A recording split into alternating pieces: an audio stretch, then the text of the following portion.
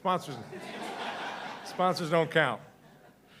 4 of the bills that we will be signing support our ongoing efforts to expand access to good jobs with good wages so that people can thrive right here in North Carolina. 1 represents an important bipartisan victory for our students and our teachers, and the final bill helps the people of Mecklenburg County invest in their futures. We will start with Senate Bill 124, State Hiring Accessibility and Modernization. I'm pleased to be joined by OSHR Director Stacy Meyer, who has been doing a great job. She has been championing this legislation. She has been in state government a long time. She's tried to hire people a lot of times over the years, and she knows how cumbersome it can be, and needlessly so.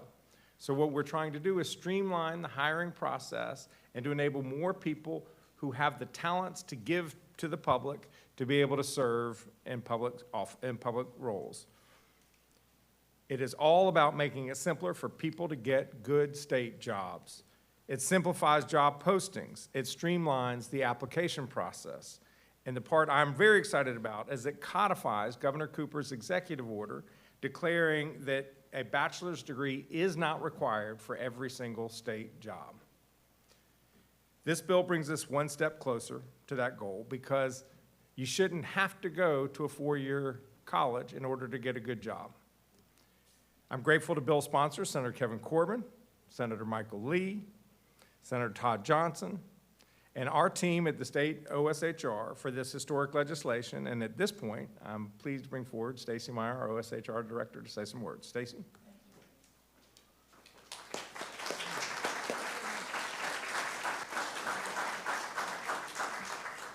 Good morning. It is great to be here. Thank you, Governor Stein, Senator Corbin, and Representative Bell for your bipartisan leadership as we work to transform the state human resources system. Thank you to Scenic, and thank you to my team at OSHR. I'm very grateful. I've been in state government for a long time, and these many years later, I'm still proud to be a public servant. I want others to experience the same honor and privilege that I have serving North Carolina. The challenges we face today are high vacancy rates, an aging workforce, as I say that to you, and it takes us far too long to fill positions. As an aside, this legislation was passed and will be signed in 1 day shy of the time that it takes us to hire a state employee, 182-day average. To meet the needs of future generations, we have to transform our state human resources system. This legislation makes that system easier, faster, and better. Senate Bill 124 decreases barriers. It reduces the number of jobs that require a college degree. It allows resumes or online profiles to be used in all state job applications. It expands temporary to permanent hiring to all agencies and makes hiring, pay, and classification more flexible. Our transformation is ongoing and remains focused on making it modern and simple. Also, we have to appeal to the next generation so we can attract and retain a highly qualified and skilled workforce. Our state employees work hard each day to support the people of North Carolina, offering services that are indispensable to our collective well-being. This legislation is a critical step in elevating public service and meeting the needs of tomorrow's workforce. We've made our HR system better in the first 6 months of this administration, and this is just the beginning. We must promote public service and nurture the next generation, welcoming the brightest and the best to join our state. I want everyone to know that we are hiring and that we want public-spirited people to join our amazing team and make a difference. I'm proud to be a public servant, I'm proud to be a North Carolinian, and I'm proud to support our governor's mission of creating meaningful opportunity for every North Carolinian to succeed. Thank you. Thank you.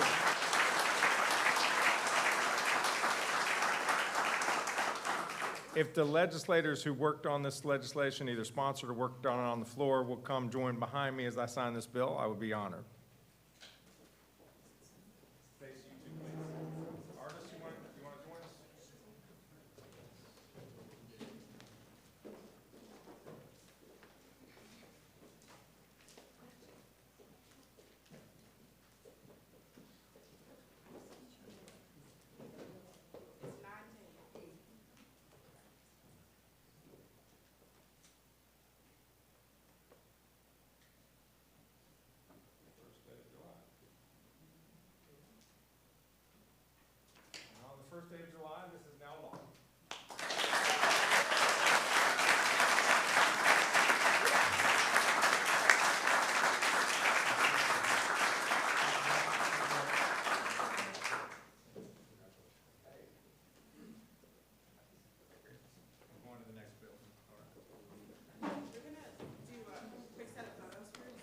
Oh, photos, I'm sorry. If y'all will stay up here, we're gonna take a quick set of photos. My bad.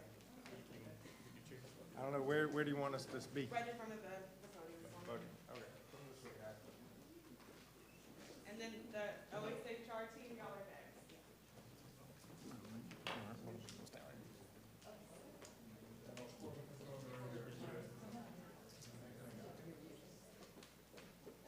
Alright, everybody look at me. One, two, three. One, two, three. Thank you. All right, OHR team, y'all hop on in there.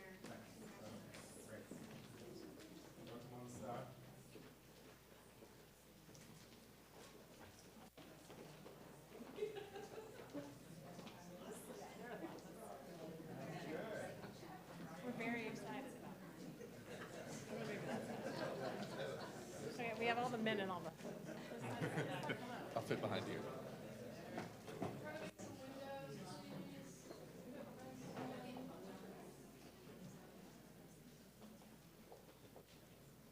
One, two, three.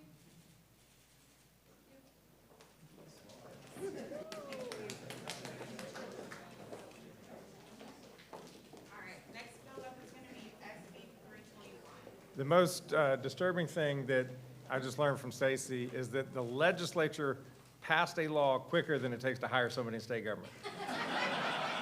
That tells me there is something broken that needs fixing. So Stacy, thank you for your good work. Next bill is Senate Bill 321, Accounting Workforce Development Act. This bill is about giving more pathways to people to become an accountant. It will strengthen our accounting talent pipeline by rewarding experience. Currently, the only way that an accountant can get certified is 150 college credit hours. That's 5 years in school. This bill opens up an additional way by giving 2 years of work experience under your belt credit to get licensed as an accountant. You still have to pass the same exam. You still have to be good at your job. And I'm grateful to sponsors Senator Denny Britt, Senator Brad Overcash, and Senator Michael Lazzara for their work on this legislation. At this point, I will invite forward Kelly Puryear to talk a little bit more about the legislation. Good morning. Good morning, Governor Stein. Good morning, members of the General Assembly, and my fellow CPAs and other distinguished guests. It's an honor to be here today to represent more than 12,000 members of the North Carolina, the North Carolina Association of CPAs. We're going to celebrate the signing of Senate Bill 321, the Accounting Workforce Development Act. This new law represents thoughtful, forward-looking reform that addresses one of the most pressing challenges facing our profession. The CPA pipeline. We're having problems finding people like everyone else. So for more than 2 decades, candidates for CPA licensure, as the governor mentioned, had to complete 150 hours of education, almost an extra year of education. So, plus they had to pass the CPA quiz, and they had to spend a year working for a CPA. For many students, the cost and the extra time was just too much, and so they didn't become CPAs. And this legislation will help change that. Senate Bill 321 creates an additional modernized pathways for future CPAs. Under this path, candidates are only required to have a bachelor's degree, pass the CPA exam, and have 2 years of experience under the supervision of the CPA. This reform maintains the professional high standards while making the path more accessible, affordable, and practical. It opens doors for capable, motivated students and strengthens the pipeline of talent needed to serve our businesses, our communities, and our economy. I want to thank the bill's sponsors, Senators Danny Britt, Brad Overcash, and Michael Lazzara for their leadership. I also want to thank the General Assembly for passing its bipartisan support of this bill, and finally, Governor Stein for signing this important legislation. NCAA-CPA is proud to have worked alongside our nation's leaders to create a solution that benefits the accounting profession the public, and the future of North Carolina. Thank you very much.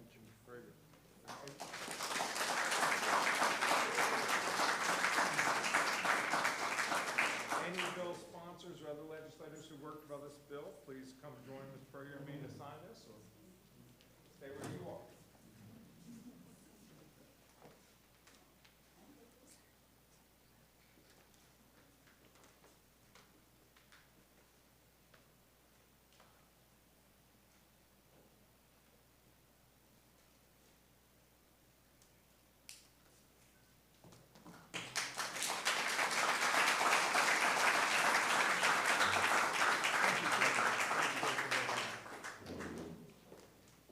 We're gonna do some quick photos. Okay. Sorry about that. We're gonna do photos in between each one.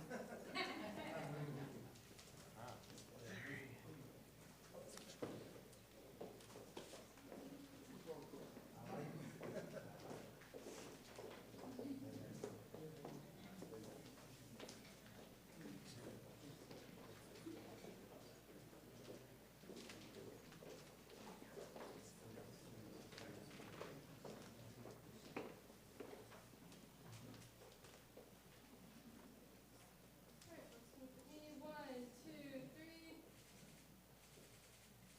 Thank you.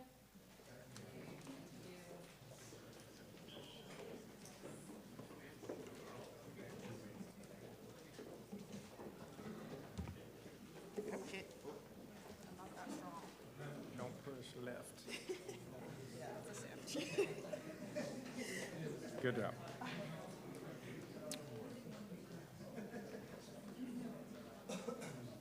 Yeah, thank you. Anyone can feel free to leave between bill signings if that's to their convenience.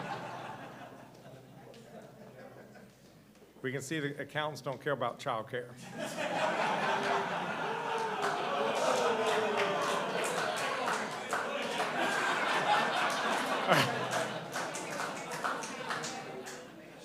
The accountants love children. Accountants love children. No, thank you all for coming. Thanks for advocating for the profession and for the people who need accountants of North Carolina, so thank you. I will now sign House Bill 412, the Child Care Regulatory Reforms Bill.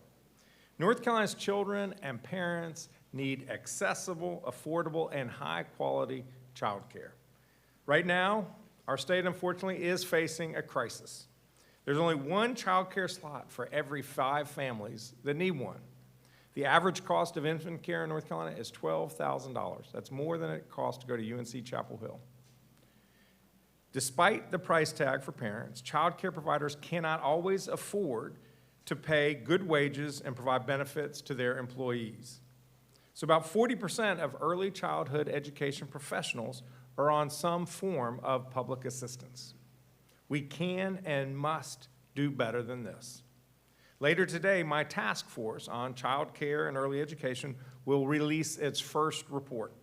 The report includes recommendations on child care financing, workforce support solutions to help our state move forward in this crisis. And I see Senator Bergen is here, and he is a co-chair of that task force, and we thank you for your good work.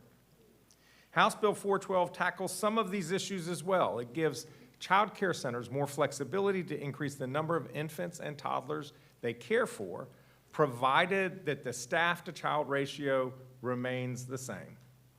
The change will create more slots for families. More slots are a good thing.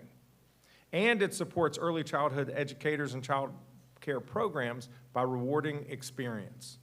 This bill, just like the accounting bill we discussed, creates additional pathways to become a lead teacher or a child care administrator by recognizing work experience in addition to coursework.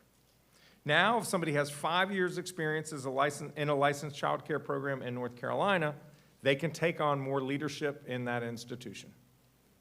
This will help our child care programs recruit and retain high-quality staff that they desperately need to care for our children.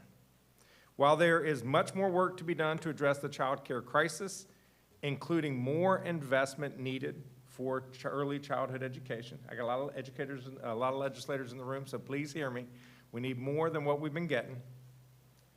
This bill does take important steps forward to address barriers for child care programs. And I'm grateful to the legislators who championed this bill.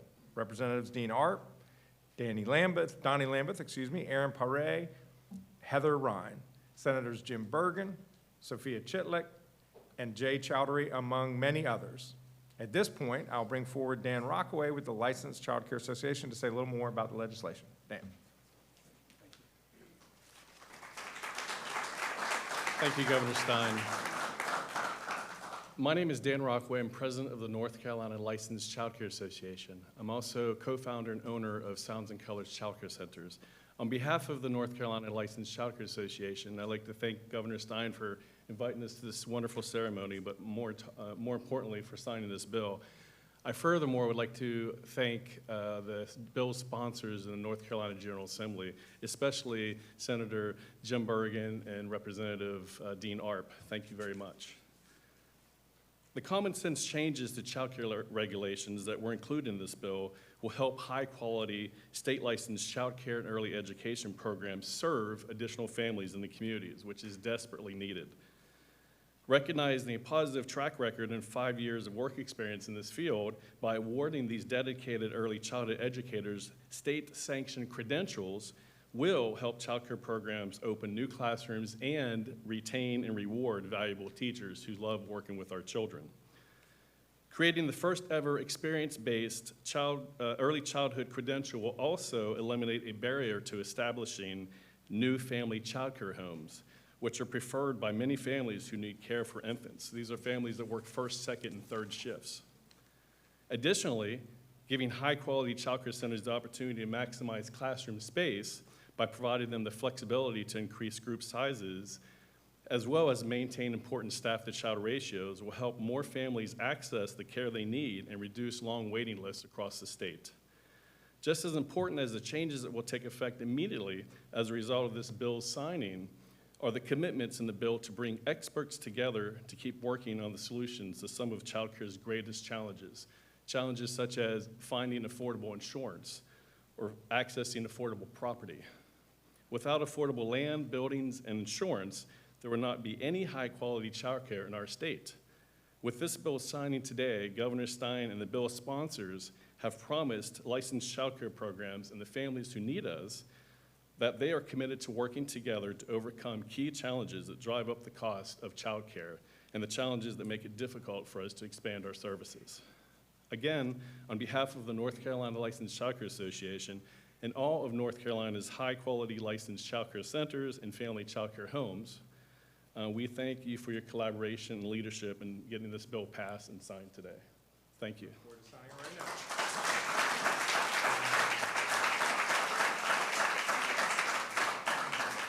All the legislators who worked on this bill, please come forward.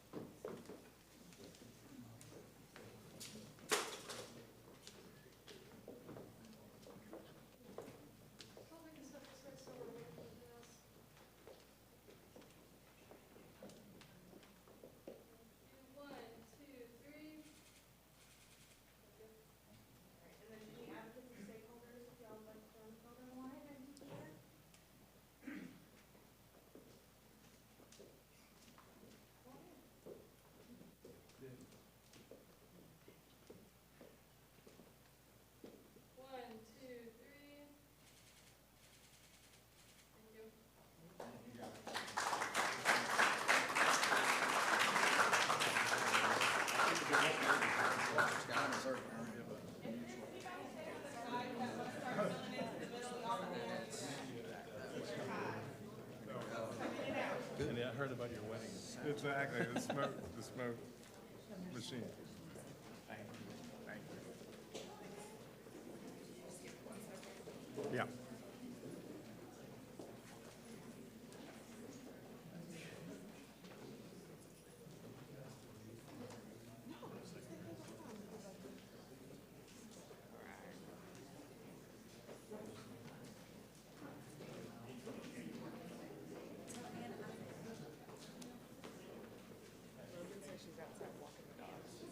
Anna is, That's so cute.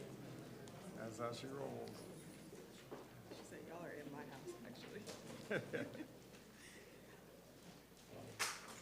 Oops.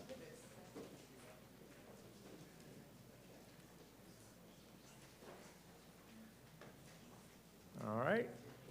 Our next legislation is House Bill 67, Healthcare Workforce Reforms. And I am very excited about this bill and what it's going to do to expand access to care for North Carolinians across the state.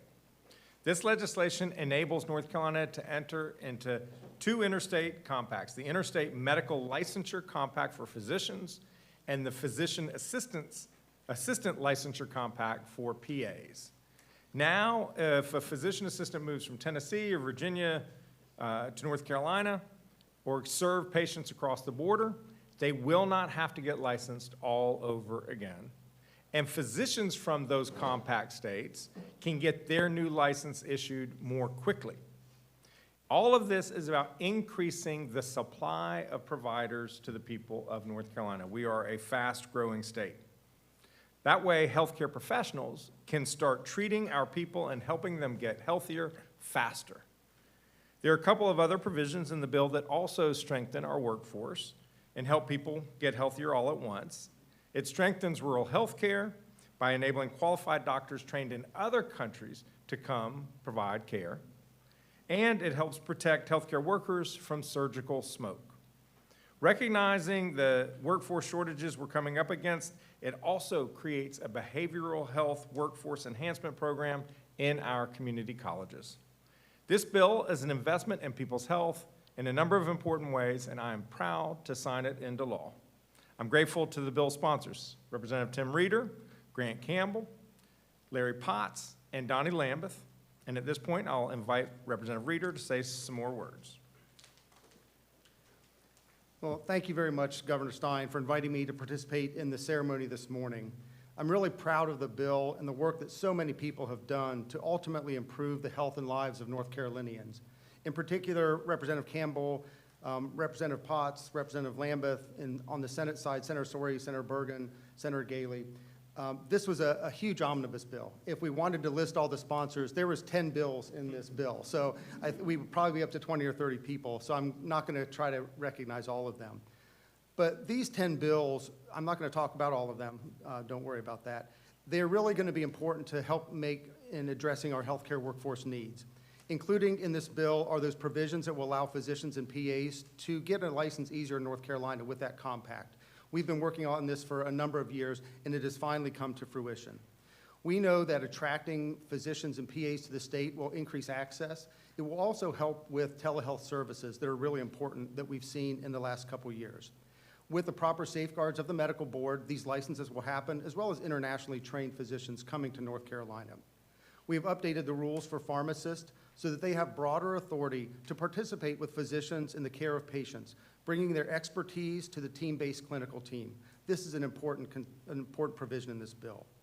We've heard about the crisis in mental health in North Carolina, and working with our community colleges, the bill enhances the opportunities for students to enter professions to deal and help treat patients with mental illness and substance abuse. Very important. We've updated the rules for master's level psychologists, again, to help them take care of our patients. Ultimately, these provisions will help increase the workforce for those who are suffering. Growing the workforce for healthcare is a critical way with which we are going to meet the needs of our citizens in North Carolina. For if we do not have health, we are not able to raise our children, we're not able to work and provide for our families and support our communities. This bill that the General Assembly delivers to you today will continue to work to make North Carolina the healthiest state in the country. Thank you very much for this opportunity.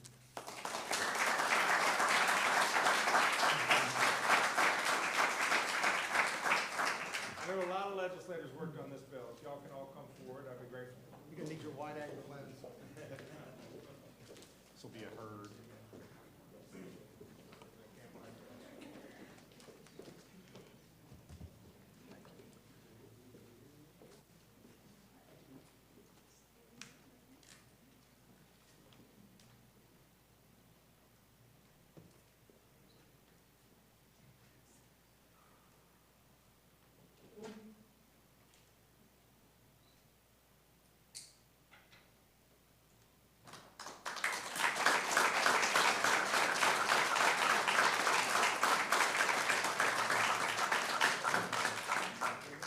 We're gonna do a photo with legislators and any members of our task force on, student safety.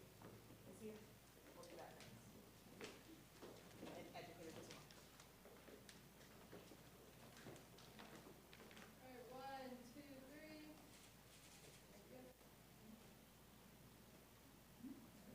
All right, task force folks.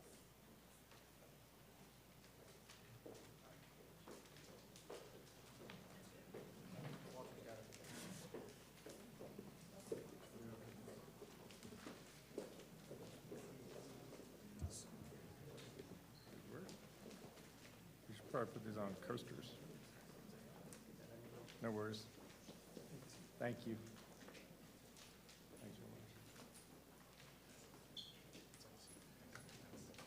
much. Tebow, we had taken another picture. We moved this a little too quick. Yeah. Walter? All right, good.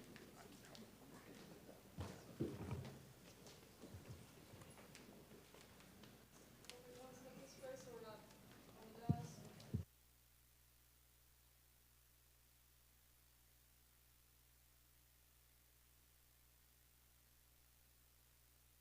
Sure. I got an injured arm. Sure.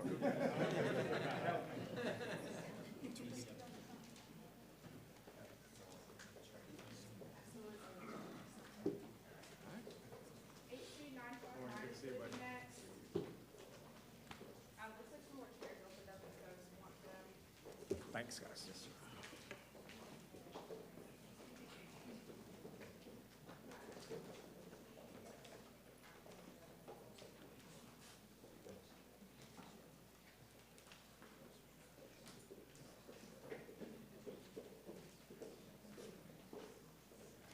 I guess the medical providers don't care about education.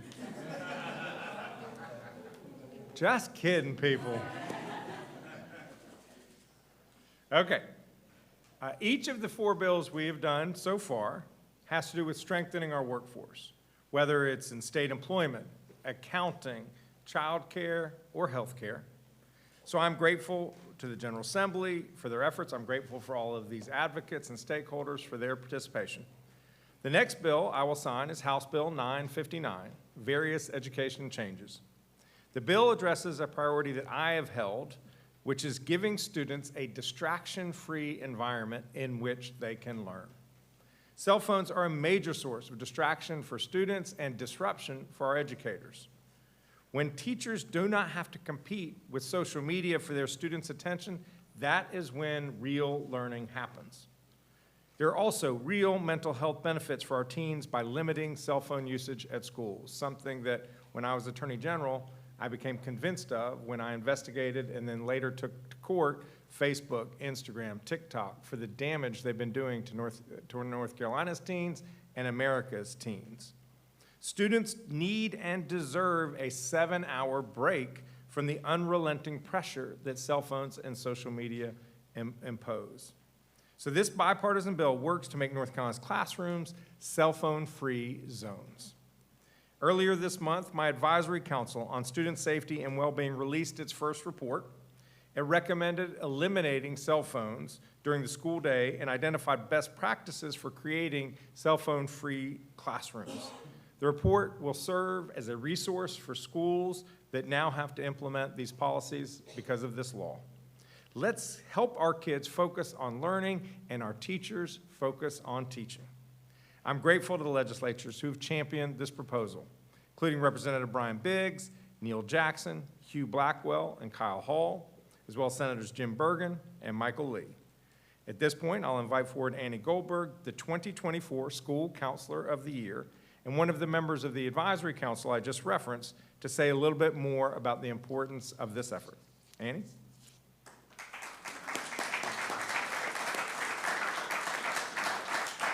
Good morning. My name is Annie Goldberg, and I'm the school counselor at Broadview Middle School in the Alamance-Burlington School System. I'm also the current North Carolina School Counselor of the Year and one of the many proud members of Governor Stein's Advisory Council for Student Safety and Well-Being.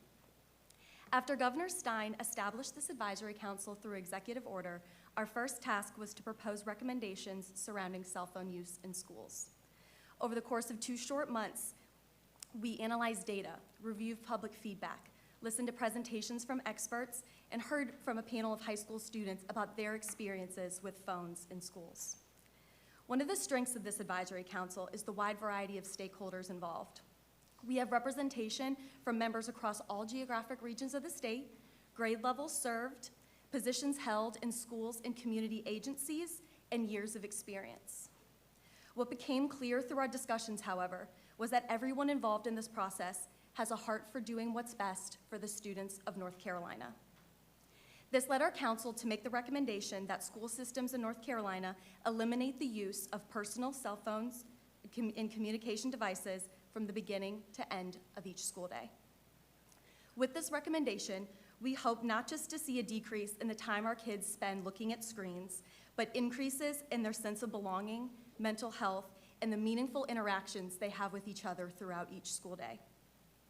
As I close in on a decade as a school counselor and educator, I've seen firsthand the student mental health crisis become more serious with each year.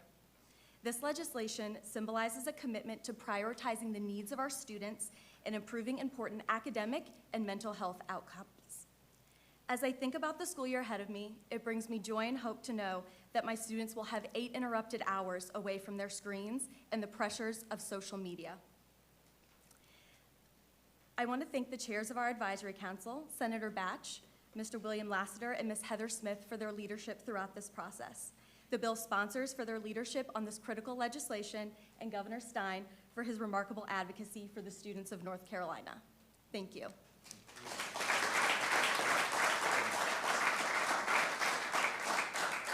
And will the legislators please come forward as we sign this legislation?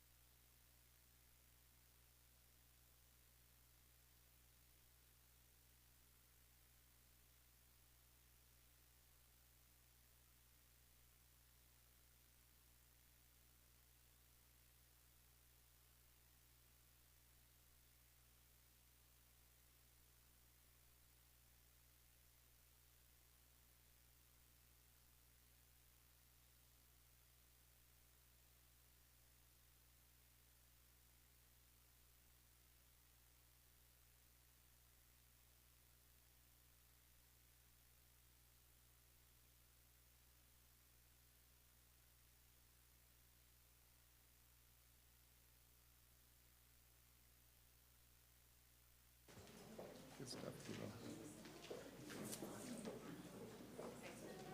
Right, just right there.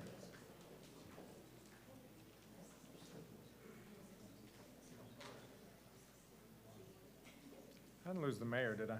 Oh, there she is.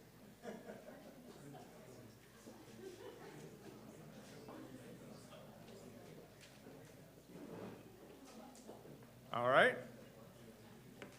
Our last bill this morning is House Bill 948, the PAVE Act.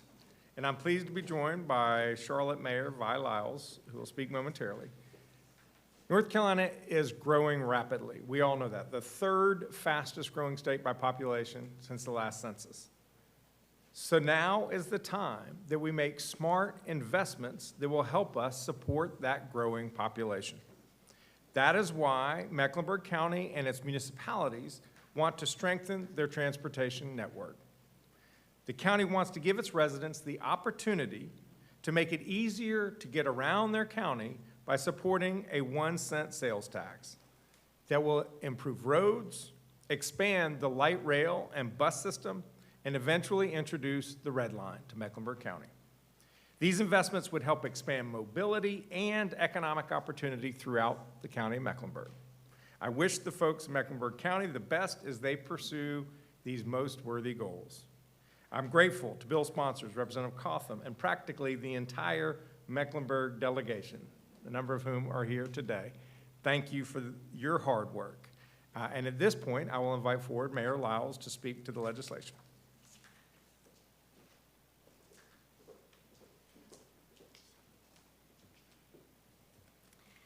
You know, most of the time I'm before the Charlotte City Council, and you guys are intimidating me a little bit. I just want you to know that. We don't believe you.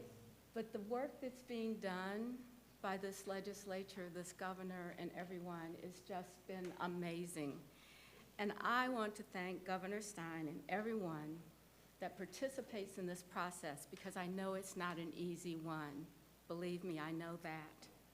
But what I do know is that as someone who came from Columbia, South Carolina, a little town, and ended up in Charlotte, and ended up in a place that I am so proud of, that there is nothing better than standing here before you today.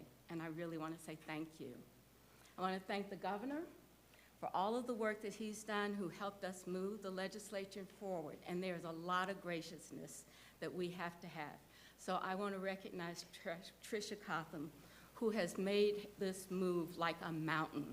I don't know how you got it done, but I won't even ask, because I know that you will do these kinds of things because you care as much about Mecklenburg County as anyone else. But I also want to recognize our delegation leaders here. Mary Belk, and I think the chair, I don't know how to say, is it president of the Queen?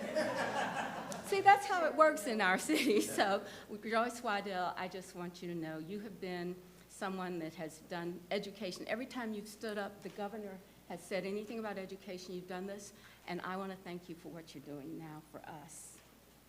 I also want to recognize David Logo, who is the head of what we call our, come on up here, really. So I want to recognize him, because what most communities call as chambers, we call as an alliance. And that alliance is because we believe in collaboration. None of this could have happened without government, our business community, our public servants. This is what makes us special in Charlotte. Now, I know everybody's special, but we are really special. So I really want to say that this has been just a great example of how local, state, counties get together and do something better for the people.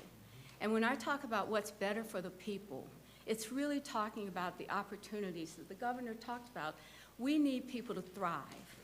This activity, this entire thing that we have been working on for over 5 years to come to fruition is going to make it possible for new jobs, is going to make it opportunities for people that now perhaps aren't having the way to live in our community. They will have new jobs, they will have opportunities, and we are just looking forward to this.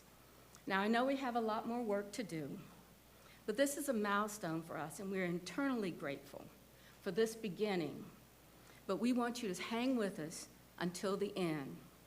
We want you to be part of what we are building in Charlotte. More than that, we want you to have an opportunity to see how we can contribute to North Carolina as a city, as a state, as a county. Now, this isn't just about me. I want to recognize the many county people, mayors that couldn't stand here. Rusty Knox from Davison called me last night, and he said, I just can't come. And I was like, okay, I'll try do my best. So Joe, when we get back home, make sure the film is really good, because they're going to be listening and watching for me. So I just want to say again, thank you. Thank you very much for acknowledging that this opportunity for us can make a difference for the state of North Carolina. Thank you very much.